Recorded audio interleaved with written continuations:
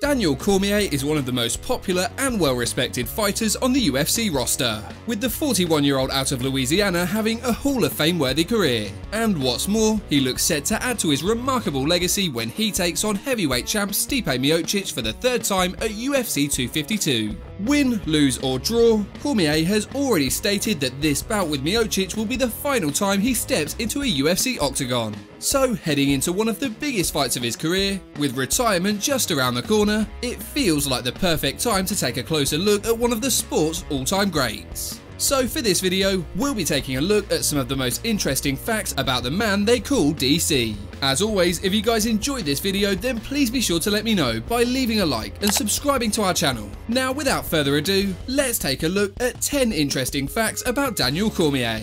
Number 10. He was an accomplished wrestler prior to becoming an MMA fighter. DC has an extensive amateur wrestling background that served him well throughout his fighting career. While commentators often allude to his wrestling pedigree, they rarely go into detail. For those of you who would like to learn a little bit more about the former champ's amateur pedigree, let's take a closer look. Cormier was first introduced to the sport of wrestling when he was just 11 years old. He would go on to become an outstanding wrestler during his days at Northside High. While competing in high school, the future UFC star won 3 Louisiana State Championships, finishing his high school career with a stellar 101-9 record, with 7 of his 9 losses having come during his freshman year. In 1998, he began wrestling for Colby Community College, where he would go on to become a 2-time junior college national champ. After accumulating a perfect 61-0 record in community college, Cormier transferred to Oklahoma State University. He then became a Division I standout while attending OSU, having become an All-American in 2001. During his stint with Oklahoma State, his record stood at 53-10. However, it should be noted that 6 of his 10 losses came against Cael Sanderson, who is widely regarded as one of the greatest amateur wrestlers of all time. After graduating with a degree in sociology, Daniel Cormier would have a remarkable freestyle wrestling career, in which he would become the senior US national champ every year from 2003 to 2008. He also captured gold medals in both the Pan American Games and the Pan American Championships in the early 2000s. But arguably the highlight of his career came in 2004, when DC was named in the US Olympic team. That year, he fell just short of winning a medal, finishing 4th overall. He made the team for a second time in 2008, and was even named team captain. Unfortunately though, due to weight cutting issues, he was forced to withdraw.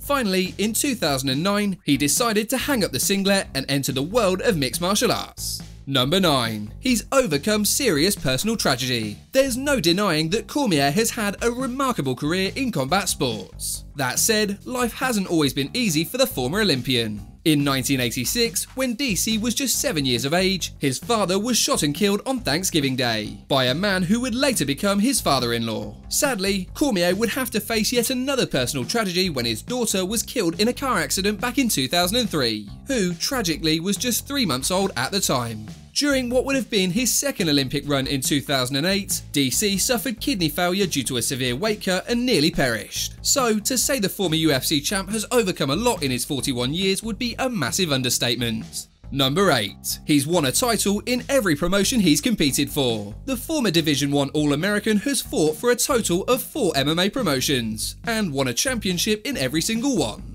In 2010, Cormier captured his first title in Sydney, Australia, when he defeated Lucas Brown for the ex-MMA Heavyweight Championship. Roughly 2 years later, he submitted Tony Johnson at the King of the Cage event to win the promotion's heavyweight strap. DC would continue his winning ways in Strikeforce, as he took out some big names on his way to capturing the Strikeforce Grand Prix Heavyweight Championship in May of 2012. Finally, Cormier added a UFC title to his mantle when he defeated Anthony Rumble Johnson for the vacant light heavyweight strap. So, it's safe to say that DC is a man who clearly has a knack for winning championships. Number 7. He won the Strikeforce Grand Prix, a tournament he wasn't originally supposed to be in. It was during the Strikeforce Heavyweight Grand Prix tournament that Daniel Cormier went from being a relative unknown to a star on the rise. After winning a reserve bout against Jeff Monson, Cormier was allowed to enter the tournament, when first round winner Alistair Overeem had to withdraw with injury. Despite his lack of experience, DC defeated 2 savvy veterans with relative ease on his way to winning the prestigious tournament. His first opponent was Antonio Bigfoot Silva, who himself was fresh off an upset victory over the legendary Fedor Emelianenko. While Silva was obviously the much larger man, DC still managed to secure a shocking first-round knockout victory to advance in the tournament. Cormier's opponent in the final round was former UFC heavyweight champion Josh Barnett. And to the surprise of many, DC used his world-class wrestling to win the bout via unanimous decision. Though he may have entered as an alternate, when the Grand Prix was all said and done, DC was rightfully the last man standing.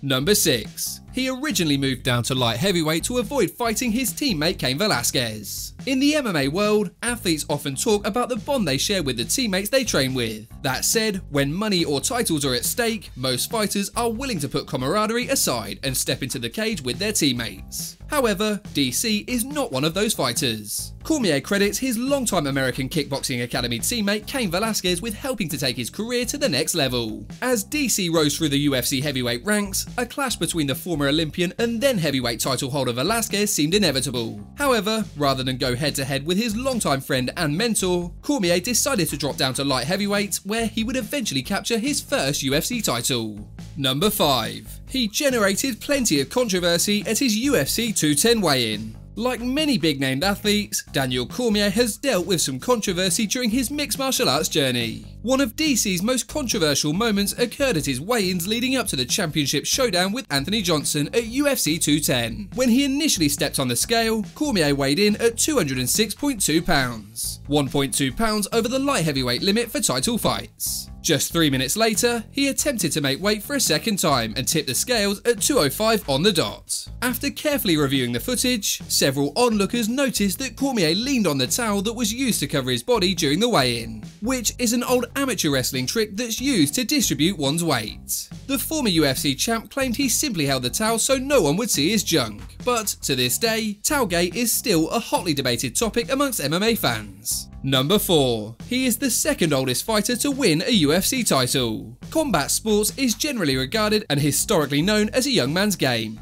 That being said, there are still a few fighters who have managed to capture world titles later in their career. UFC Hall of Famer Randy the Natural Couture made history by becoming the oldest champion in the promotion's history, when at the age of 43, the Natural defeated Tim Sylvia, a man who was roughly 13 years his junior, to capture the UFC Heavyweight Championship. But the man who holds the record for being the second oldest fighter to capture a UFC title is none other than DC himself. When Cormier defeated Stipe Miocic to become the heavyweight champ, he was 39 years of age, thus securing the number 2 spot. Number 3. He is one of only 7 two-division champions. Since the promotion's inception, over 1,000 men and women have stepped inside a UFC octagon. However, only 7 of these individuals have managed to capture UFC titles in multiple divisions. When Cormier defeated Stipe Miocic for the heavyweight strap, he became one of these 7. Of course, Cormier is in excellent company, as the members of this exclusive club include several current and future Hall of Famers. For those of you who may be wondering, the other 6 multi-division champs are Randy Couture, BJ Penn, Conor McGregor, Georges St. Pierre, Henry Cejudo and Amanda Nunes. As if that wasn't impressive enough, at UFC 230, Cormier became the first fighter in UFC history to defend a title in 2 different divisions. Number 2. He nearly had to pull out of his fight with Derrick Lewis after sneezing. By its very nature, the sport of mixed martial arts has produced many odd injuries since its inception. At times, these setbacks can be a little embarrassing, as DC reminded us at the UFC 230 post-fight press conference. After successfully defending his UFC heavyweight championship against the Black Beast Derrick Lewis, DC revealed that he had suffered a back injury earlier that morning. Strangely enough, what caused the former Olympian to slip his back out was the simple act of sneezing. He did briefly consider pulling out of the fight, but ultimately decided to step in the cage. In the end, DC won the contest via a second-round submission. Number 1. He had an intense rivalry with Jon Jones. While Stipe Miocic is fast becoming a close second, it's fair to say that Jon Jones has been Daniel Cormier's biggest rival throughout the course of his MMA career. Unlike other rivalries, both Jones and Cormier genuinely despise each other. The two men have exchanged many verbal jabs over the years, and even got into their infamous brawl at the UFC 178 Media Day. They have fought twice inside the cage at UFC 182 and UFC 214, with Jones ultimately getting his hand raised on both occasions. That being said, due to a failed drugs test, Jon Jones' UFC 214 win was later overturned. When it comes to UFC grudge matches, few can rival the animosity displayed in the build-up to Cormier vs Jones. As always, if you guys enjoyed this video, then please be sure to let me know by leaving a like and subscribing to our channel. Apart from that, thanks so much for watching guys, and we'll see you on the next video.